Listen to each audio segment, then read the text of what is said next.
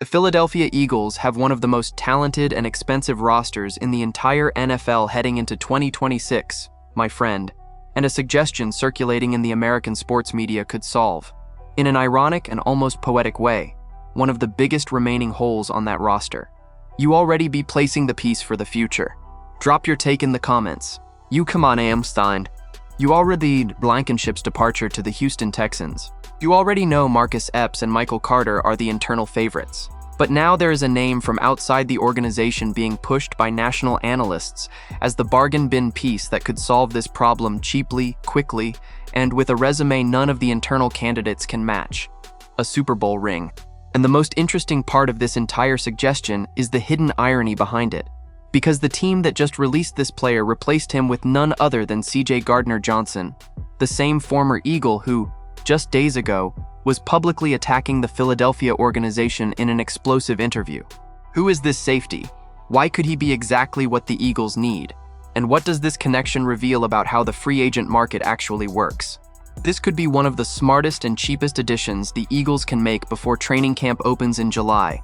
And understanding why puts you ahead of any fan only paying attention to the obvious roster names. But first, if you are a die-hard Eagles fan, hit that like button and subscribe right now, because this is exactly the kind of behind-the-scenes move that can be the difference between defending the title and being exposed at a critical position on defense. To understand this suggestion, you need to know about the player Bleacher Report analyst Moe Moton described on July 1st, 2026, as the best remaining bargain bin free agent still available on the market, and who pointed to the Eagles as the ideal fit to bring him in.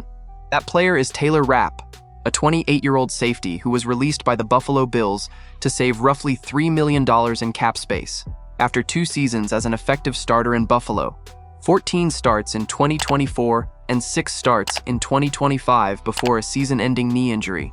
And here is the most ironic detail of this entire story. The player the Bills brought in to replace Rapp at the position was none other than CJ Gardner-Johnson, the same former Eagle who just last week appeared in a controversial interview attacking the Philadelphia organization and publicly celebrating the weakening of the Super Bowl LVI championship roster. The cycle is almost poetic.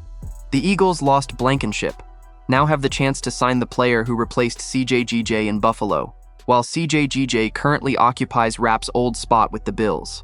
Rapp is not just any name on the market. He won Super Bowl LVI with the Los Angeles Rams following the 2021 season, having missed the first 2 playoff games that year due to concussion protocol before returning as a starter in the 23-20 win over the Cincinnati Bengals in the championship game. Across 7 NFL seasons, 4 with the Rams and 3 with the Bills, Rapp accumulated 488 tackles, 11 of them for loss, 31 pass breakups, and 12 interceptions. His college career is equally impressive. At the University of Washington, he was named Pac-12 Defensive Freshman of the Year in 2016, earned first-team All-American honors in 2018, and collected academic honors alongside his athletic ones throughout his entire college career. Washington's defensive backs coach, Jimmy Lake, went as far as to say Rapp was the smartest football player he had ever coached in his entire career. And the personal story behind the player is equally remarkable. Born in Atlanta to a Chinese mother from Shanghai and a Canadian father, Rapp was raised in Bellingham, Washington, overcoming a high school community that did not take football seriously and college recruiters who overlooked him entirely before he became one of the best safeties of his college generation. 2025 was, without question, the most difficult season of Rapp's career, but the context behind it matters. Moton noted that, for the first time in his career, Rapp finished a season without a single interception or pass breakup, but still allowed a passer rating of just 78.6 in coverage, a number indicating that even in a down year, he remained a genuine obstacle for opposing quarterbacks. The knee injury that ended his season in October is exactly the kind of detail that naturally lowers any player's market value, and that is precisely why Moton believes Rapp will not land a multi-year contract at this point.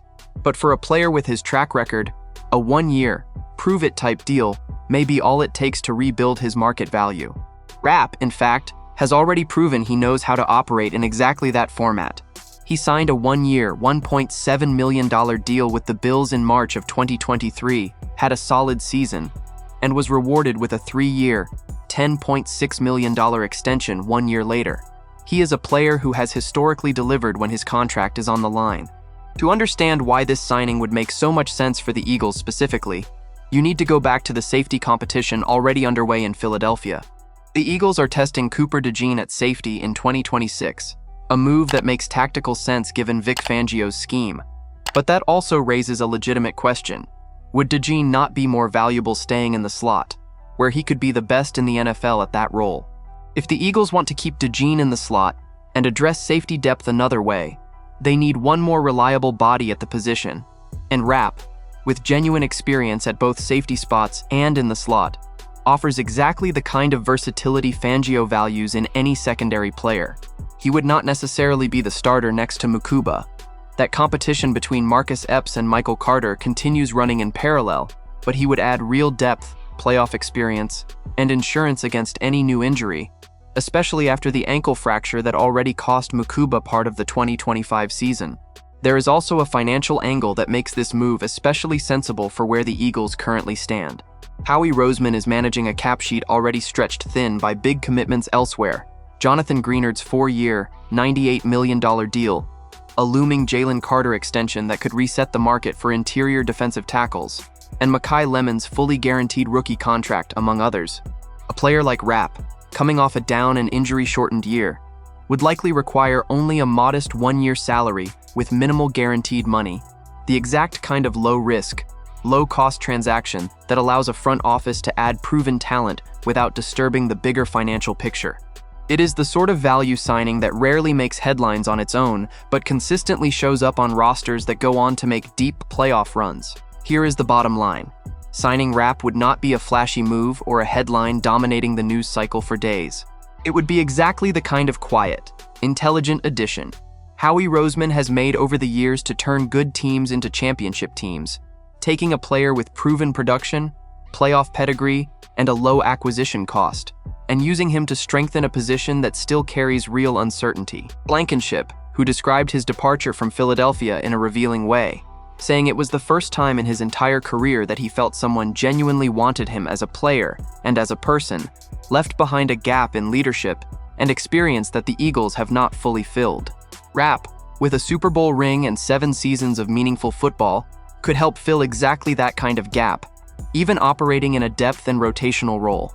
With Taylor Rapp still available on the market, with a likely low acquisition cost following an injury-shortened season, and with the Eagles' safety position still carrying real uncertainty even with the Epps versus Carter competition underway, the question left for you, Eagles fan, is direct.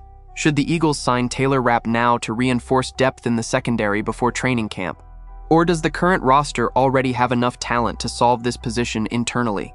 Drop your opinion in the comments. Do not forget to hit that like button and subscribe to the channel. I will be back later to keep you updated with the latest Eagles news.